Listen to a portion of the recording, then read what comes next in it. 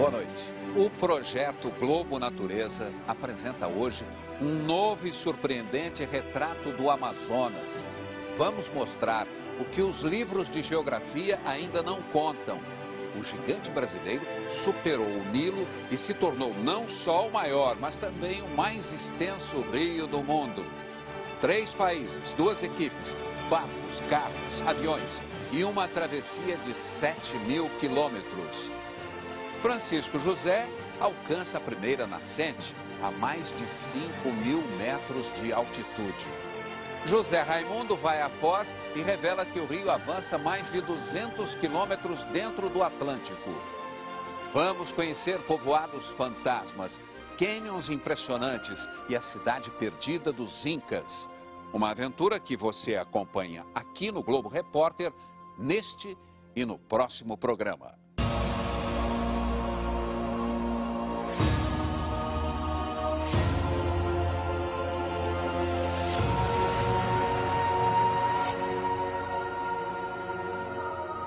Das gotas de degelo no alto da Cordilheira dos Andes, passando por riachos de águas cristalinas,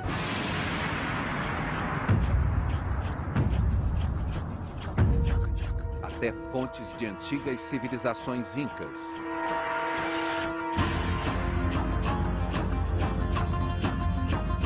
E metrópoles modernas no meio da selva. Vamos refazer uma viagem que começou há 6 milhões de anos.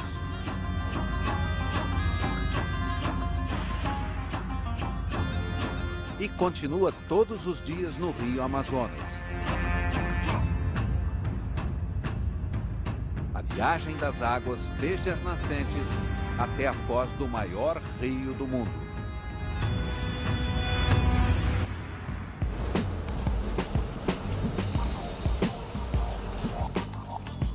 A nossa expedição começa do outro lado do continente sul-americano. De Arequipa, no Peru, subimos a Cordilheira dos Andes pelo vale do Rio Colca. Vamos em busca das nascentes do Amazonas, no alto das montanhas geladas. O cânion do Rio Colca nos Andes peruanos é o mais profundo do planeta. Seus paredões chegam a 3.600 metros de altura. O Grande Cânion nos Estados Unidos é o mais extenso. Mas a fenda mais profunda da Terra é aqui no Vale do Colca. Pela manhã, este é o lugar ideal para se avistar o condor. Ave símbolo de vários países latino-americanos. O gigante dos céus impõe respeito. A maior ave voadora do mundo pode ter mais de 3 metros de uma ponta a outra das asas.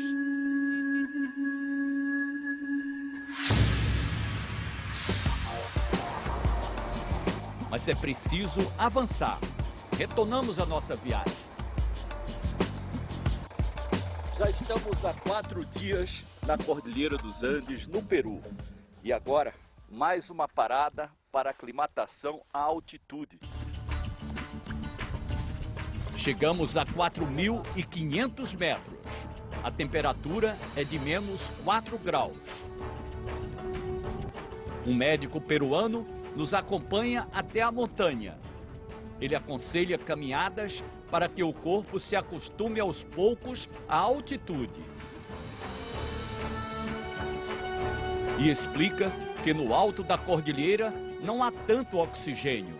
O coração precisa trabalhar mais e a pressão aumenta. Eu espero não precisar muito do seu atendimento. Sim, vamos lá.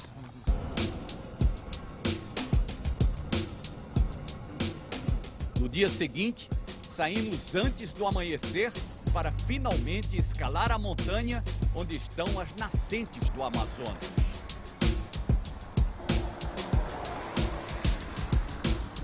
Vamos à encosta do Nevado Misme, que se eleva a 5.600 metros acima do nível do mar. Estamos no verão. Época de pouca chuva, mas o caminho é cheio de belezas naturais. E dos animais da cordilheira. Lhamas, vicunhas, alpacas. Lá à distância está o Nevado Misme, onde nasce o Rio Amazonas. E aqui, a sua primeira ponte. Nesse trecho, com 2 passos, eu posso atravessar o maior rio do mundo, da margem direita para a margem esquerda.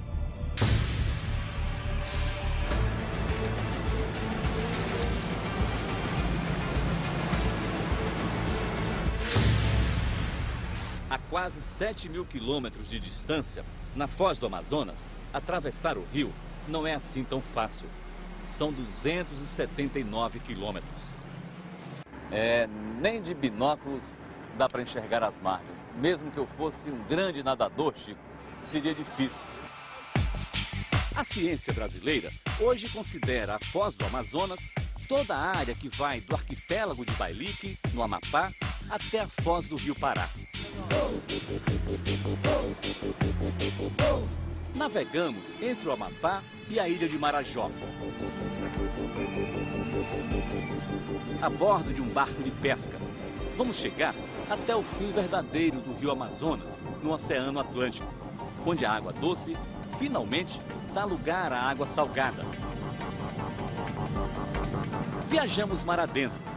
Só quem conhece bem essa região pode enfrentar essas águas turbulentas. De manhã cedo, os pescadores começam a trabalhar.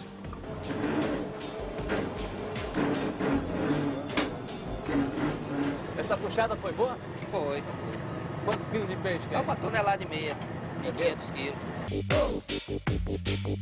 80% dos peixes são piramutabas. O que é que não é de água doce aí? Arraia. Só arraia? Só arraia. Arraia não é da água doce. Os outros peixes todos? Os outros peixes tudo é da água doce. Nós estamos a 250 quilômetros do continente, lá da costa do Pará, de onde saímos. E aqui dá para se ter uma ideia da força do Rio Amazonas. Vejam só, toda essa água barrenta vem de lá. É ele que manda. É a prova de que o Amazonas vai empurrando o mar bem mais para frente. Eu vou experimentar um pouco para ver que gosto tem. Olha aqui.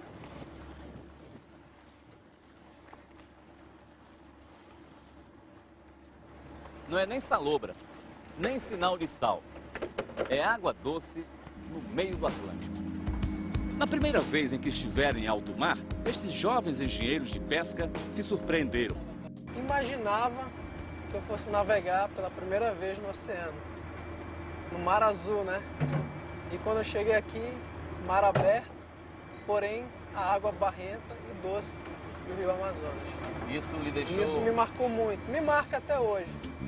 Os engenheiros medem o tamanho das piramutabas. Piramutaba 57. Para eles, o peixe é um dos símbolos da força do Rio Amazonas. A piramutaba se alimenta e cresce na foz, mas a desova é na região de Tefé, já no Alto Amazonas.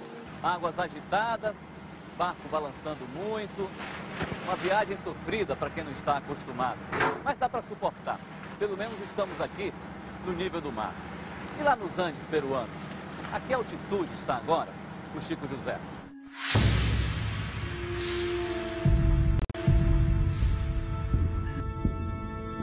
Já estamos a quase 5.000 metros de altitude.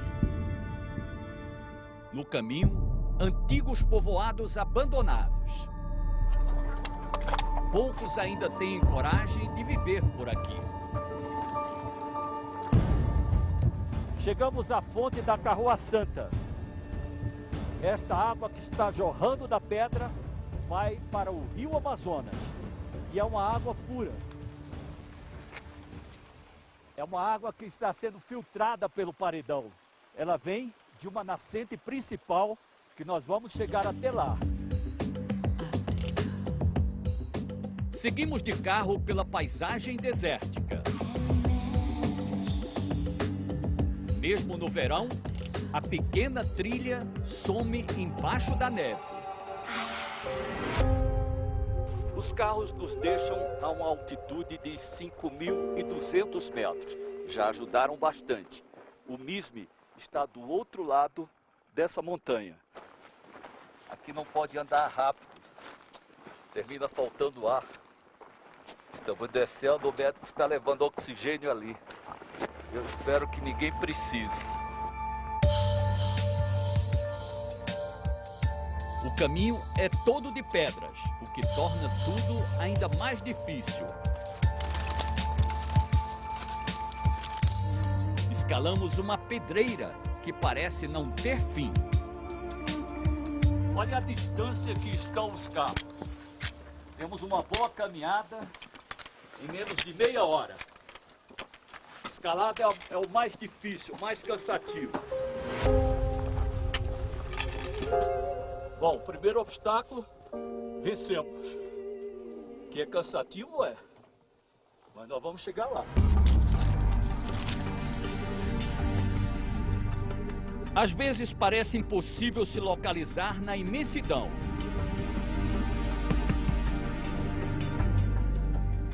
Mas com a ajuda dos guias experientes, atingimos o nosso objetivo. Depois de 4 horas de caminhada, subindo e descendo montanhas, chegamos finalmente à principal nascente do Rio Amazonas. Estamos na Lagoa McIntyre. Ela tem esse nome em homenagem a um dos seus descobridores, o expedicionário americano Loren McIntyre. O curso de um rio se mede pela distância da sua foz até a sua nascente. E esta é a nascente mais distante e mais alta do Rio Amazonas.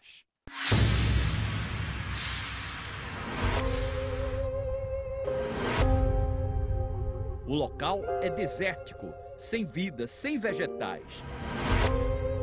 Em 2007, Pedro Werneck e seus pais, Paula Saldanha e Roberto Werneck, organizaram a primeira expedição científica brasileira até a Lagoa McIntyre. Cientistas de 16 países fizeram pesquisas por toda essa área e confirmaram: essa é a nascente mais alta e mais distante, perene o ano todo. E daí ele pega por aqui, O trabalho dos pesquisadores do Instituto Nacional de Pesquisas Espaciais deu origem a uma grande descoberta. O Instituto Nacional de Pesquisas Espaciais tem a comprovação científica de que o Rio Amazonas é mais extenso do que o Nilo. Cientistas do INPE mediram os dois rios pelos métodos mais avançados e concluíram que o Amazonas tem 140 quilômetros a mais do que o Nilo. Os cálculos foram feitos com um programa desenvolvido pela NASA a partir de imagens de satélite. Nós utilizamos a vertente mais distante que tem da boca do Amazonas, que seria essa vertente que está lá no Alto Apúrimac, que vocês apresentaram no programa. Dessa vertente até o Atlântico, o Amazonas chega a 6.992 quilômetros. Até hoje, a maioria dos mapas escolares ainda mostra o antigo traçado do Rio Amazonas, tendo o Rio Maranon como principal formador do Amazonas em território peruano.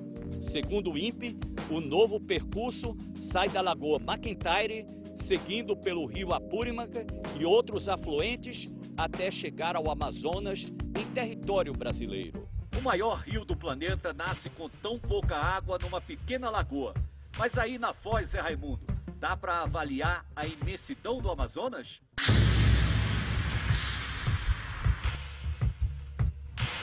17% de toda a água doce do mundo que vai para os oceanos é despejada aqui na foz do Rio Amazonas.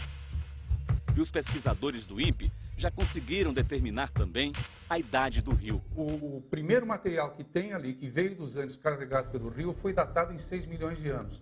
Essa é a idade que nós atribuímos à calha do Rio Amazonas. Nestes 6 milhões de anos, o Amazonas já correu para o Oceano Pacífico, para o Caribe e agora para o Oceano Atlântico.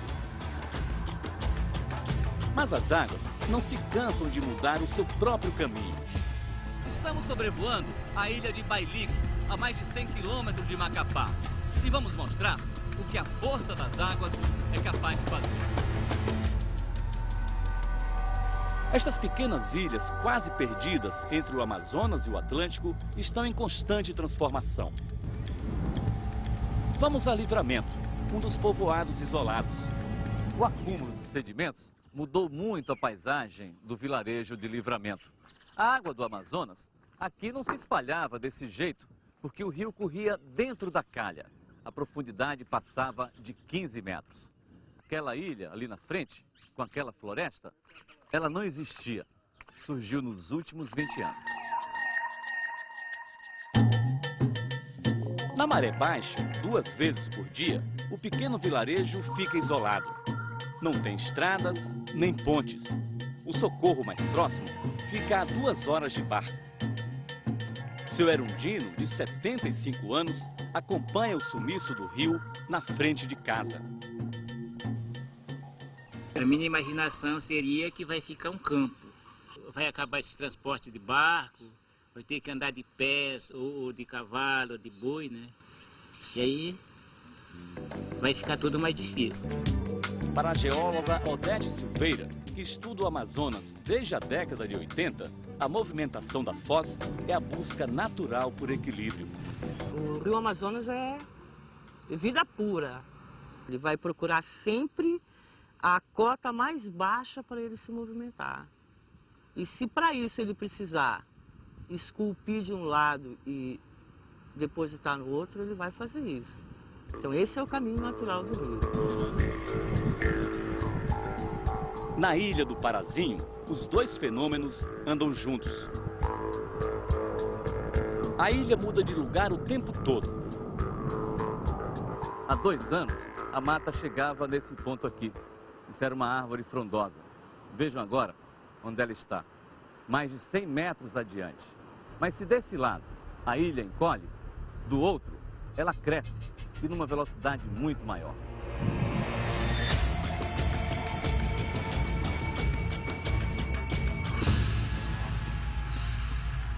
Ela tinha uma área de 111 hectares. Hoje ela está com 707 hectares.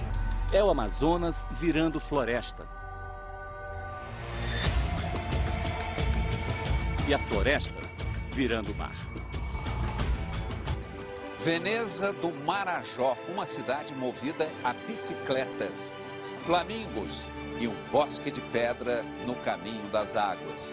Daqui a pouco.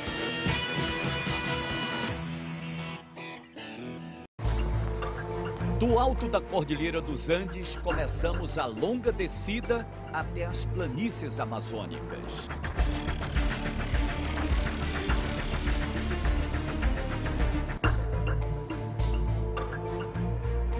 Seguimos o riacho Carroa Santa até o rio Apurimac, primeiro nome do Amazonas, que corre sobre um leito pedregoso.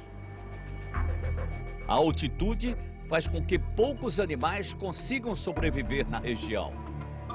Resistentes, os flamingos buscam alimento nas lagoas salgadas a mais de 4.000 metros do nível do mar.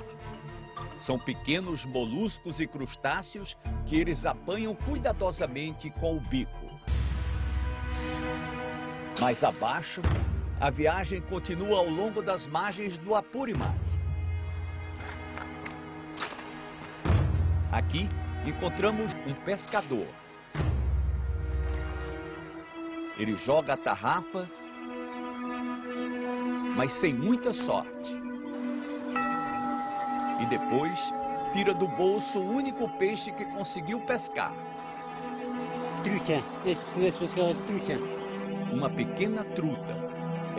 Nas nascentes, nem sempre o dia está para peixe.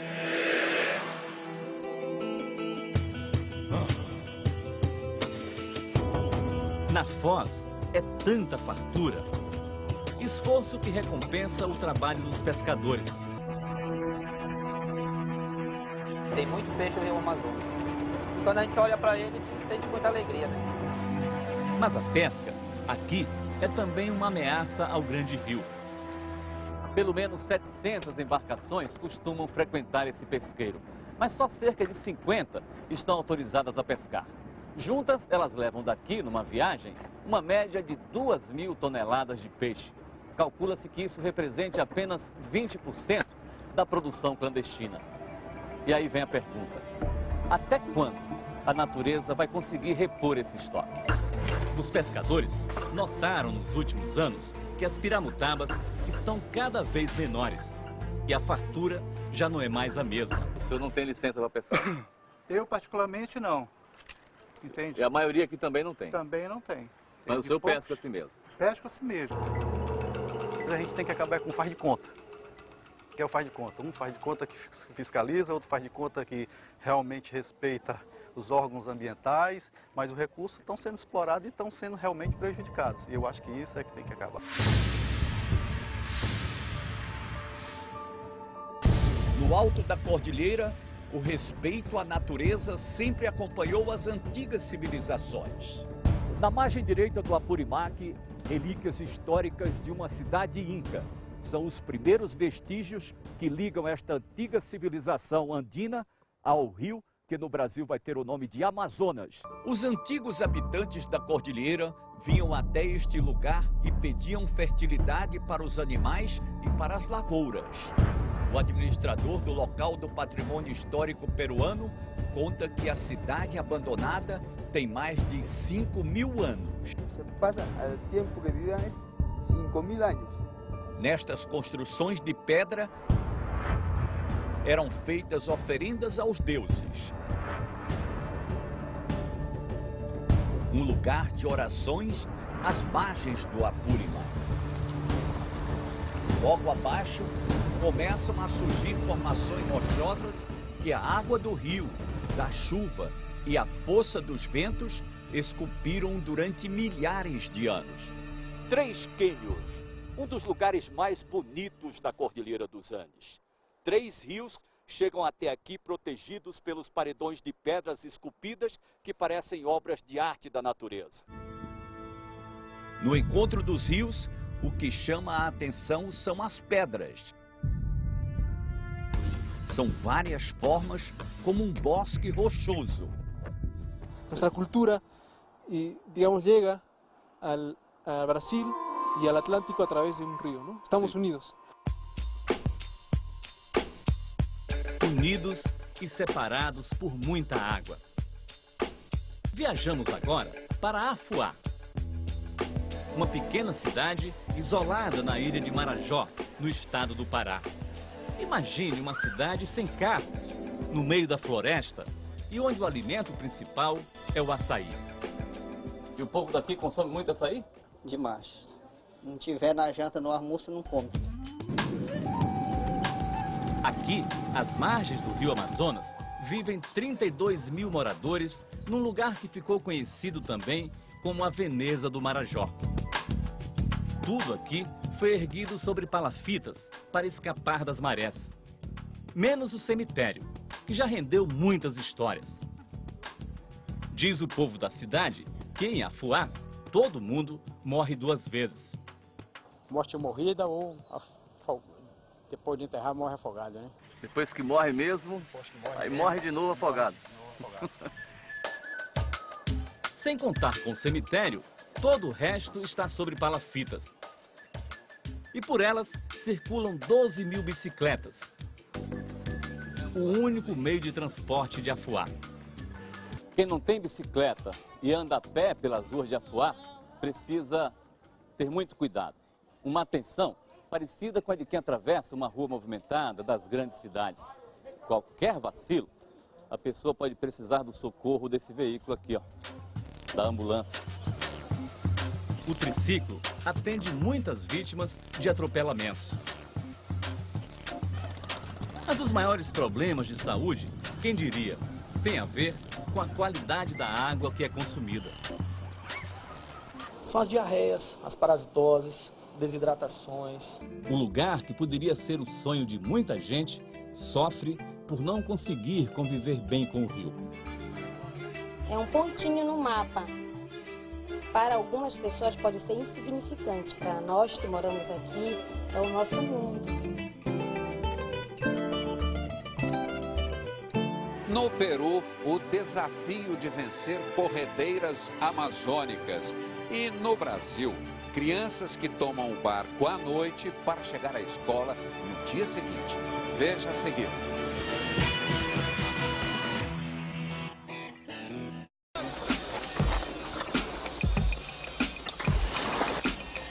Voltamos ao Apurimac, agora a 2.100 metros de altitude.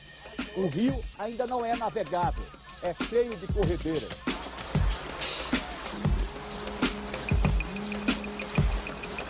Nós vamos começar a passar entre as pedras. É a primeira parte das corredeiras. Adelante, muchachos. Adelante, adelante significa vamos embora. Que vem água por aí. Vamos embora. Remo. Vamos entrar na parte estreita agora, entre as pedras. Essa corredeira é maior do que as outras. Aqui o barco pega mais velocidade. À nossa frente, o trecho mais difícil. A corredeira deságua num grande paredão de pedra. O problema aqui são as pedras.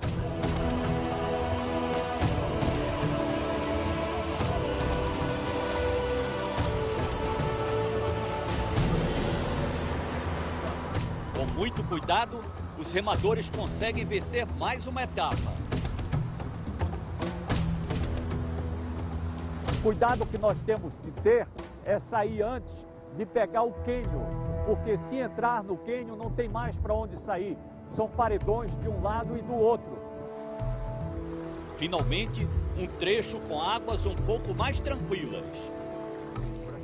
Mas se aqui só mesmo aventureiros enfrentam as águas revoltas do rio? No Baixo Amazonas, o rio é navegável. Mas a vida em muitas comunidades é regulada pelas marés. Não são nem 3 da manhã e Dona Maria Luísa já prepara o café.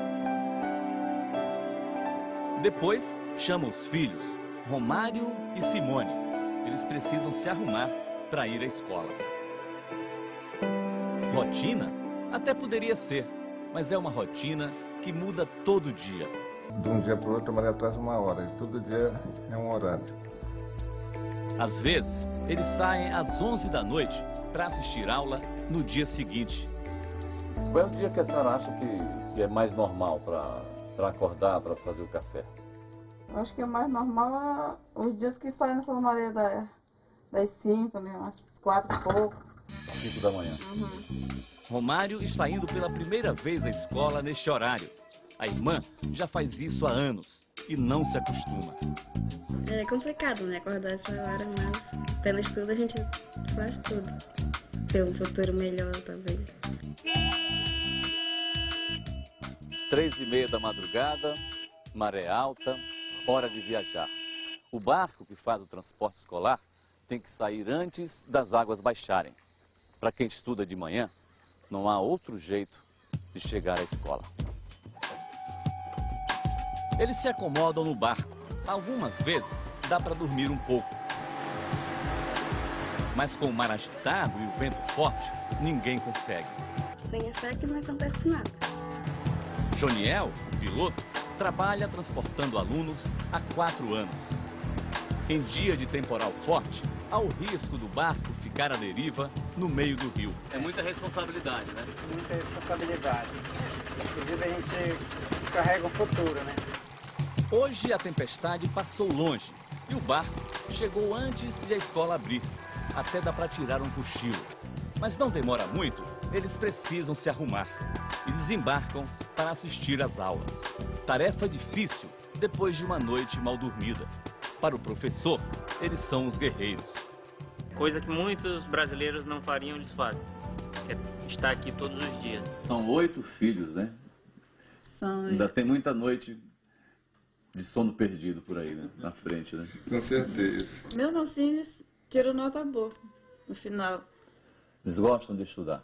Diz até aqui, graças a Deus, ainda não desistiram. Então o sacrifício está valendo a pena. É, tá valendo a pena.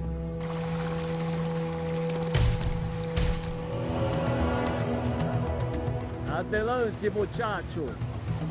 Depois de 4 horas de descida, avistamos, enfim, o nosso destino.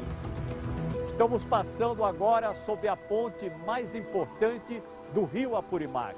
Aí em cima passa a rodovia Pan-Americana, que liga a capital do Peru, Lima, à cidade de Cusco, na Cordilheira dos Andes.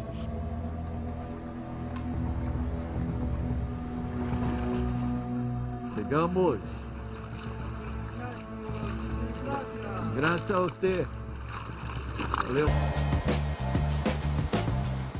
A partir daqui, vamos fazer um pequeno desvio na nossa rota.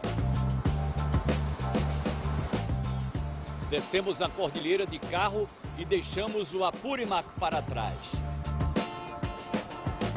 O próximo trecho da viagem é de trem. Direção Machu Picchu, cidade sagrada dos Incas. Logo, o trem passa pelo Urubamba, outro importante rio da bacia amazônica que vai desaguar no Apurimac. E depois acompanha as corredeiras pela margem direita. Avançamos e percebemos a mudança nas encostas. À beira da estrada de ferro, a paisagem antes árida vai ficando cada vez mais verde. E as águas do rio Urubamba ganham força na descida da cordilheira. A cidade perdida dos Incas e a arte que nasce às margens do Amazonas. Daqui a pouco.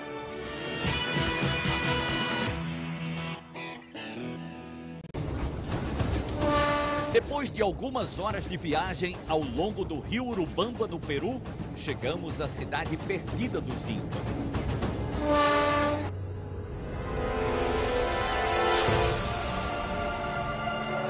Há exatos 100 anos, o mundo descobriu Machu Picchu.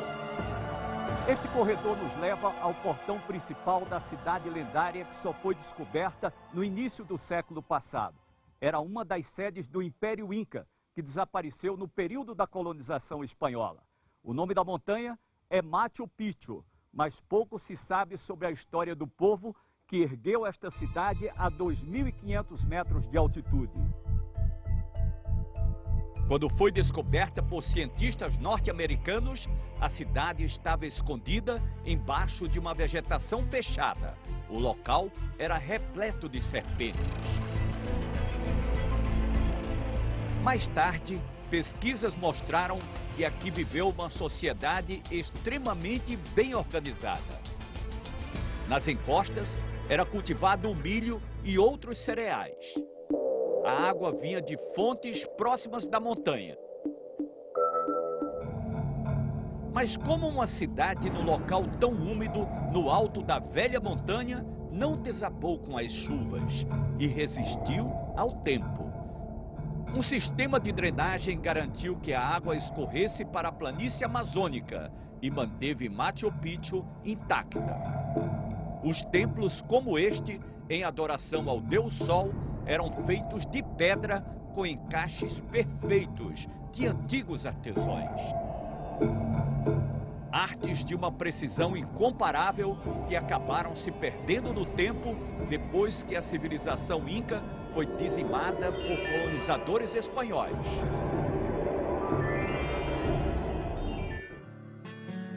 Ao nível do mar, na foz do Amazonas, os conhecimentos dos primeiros habitantes das margens do maior rio do mundo ainda passam de pai para filho. Esta cerâmica, que teve origem nas tribos marajoaras, hoje é fonte de sustento dos caboclos. Vamos até o lugar onde os ribeirinhos tiram a matéria-prima das cerâmicas, a argila das margens dos afluentes do rio Amazonas. São 4 horas de viagem, de trabalho, entre a saída, a extração da matéria-prima e o retorno. Eles são barreiros profissionais. Buscam a argila nos igarapés para vender nas olarias e ceramistas. Tá vendo como ele vai? Com ela bem cheio. É sério. Bom dia. Bom dia. Tudo bom? Bem carregado aí, né? E logo chegamos ao local onde é feita a extração da argila. Os barreiros retiram uma camada de terra com folha e tudo. Estão em busca do barro mais uniforme, de cor mais clara. Depois, com a pá afiada, vão cortando os blocos de barro. Parecem barras gigantes de chocolate. Quantos quilos tem isso aí? 9 para 10 quilos. Os artesãos mais exigentes escolhem o barro com muito cuidado para fazer a cerâmica de melhor qualidade. Que ela está colando bastante, olha, a viscosidade dela. Esse aqui é o garimpo do ceramista. Aqui que está o ouro do ceramista. As voadeiras ficam carregadas, com mais de 100 bolas de barro cada uma. E cada bloco vai ser vendido a R$ 1,20. Depois, nos ceramistas, o barro vai virar jarros, vasos, pratos de decoração. A família toda do seu Rosemiro está no negócio, mas cada um cuida da sua produção. Rosemaria gosta mesmo de pintar. Consegue fazer um vaso como este em apenas um dia. Perfeito, perfeição mesmo, realmente a gente não tem, porque ele é todo artesanal, né? Então a gente tenta fazer o melhor possível. E o que era sedimento, barro das barrancas do Amazonas, vira arte nas mãos dos ribeirinhos. Estas águas tranquilas no Baixo Amazonas já viram inúmeras batalhas. No século XVII, era deste antigo forte que Portugal defendia a região dos ataques invasores. Os canhões da fortaleza de Santo Antônio ainda estão aqui, mas já não ameaçam ninguém. É aqui na ponta da ilha de Gurupá, a 600 quilômetros da Foz, que o Amazonas encontra a sua calha principal. A mais larga de todas as calhas de rios existentes no mundo. Daqui em diante, vamos viajar por uma grande avenida. Mais 2.800 quilômetros até as fronteiras do Brasil com a Colômbia e o Peru. No Peru, viajamos na outra direção, descendo o Tambo, que é um dos rios que formam o Amazonas. Nesta parte, a Amazônia peruana é bem diferente da brasileira. Ao longo das margens, existem morros cobertos pela floresta. Ao longo do percurso de 7.000 quilômetros da nascente até a Foz, o rio muda de nome várias vezes. Começa com o córrego Carroa Santa, no alto da Cordilheira dos Andes. Depois, Apurimac.